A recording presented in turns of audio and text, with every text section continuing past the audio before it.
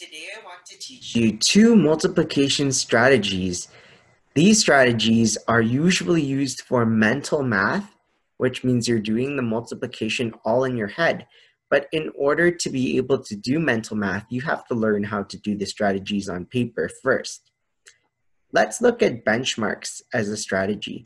Benchmarks is really great because you're using numbers that are easy to work with. For example, multiplying numbers by 5 is easy. It's easy to solve for that. It's also easy to solve for numbers that are multiplicated. Wow, that's not a word. Multiplied by 10. Let's start with a benchmark of 5. Let's say, for example, you want to know what 7 times 6 is, but you don't have that memorized. You can use the benchmark of 5 to help you. To do this, just think, what is 7 times 5? 7 times 5 is much easier to figure out than 7 times 6 if you haven't memorized it.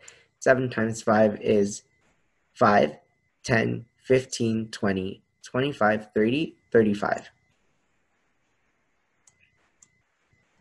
Okay. Now I can use this to help me solve for 7 times 6. I know that 7 times 6 is 7 times 6 is 7 more than 7 times 5. So 35 plus 7 is equal to 42. So 7 times 6 is equal to 42.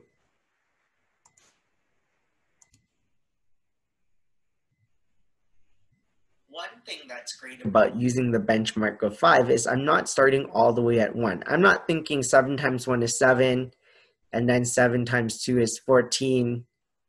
14 plus 7 is 21. I'm not going all the way back to the beginning. I can just start at 5.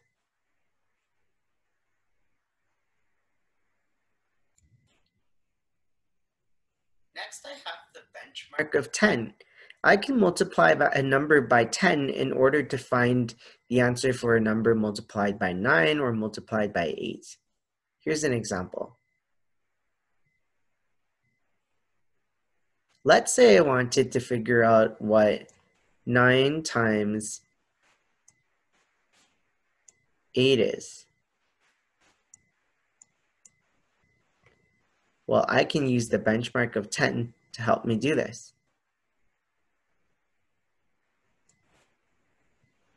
I know that 9 times 10 is equal to 90. 9 times 8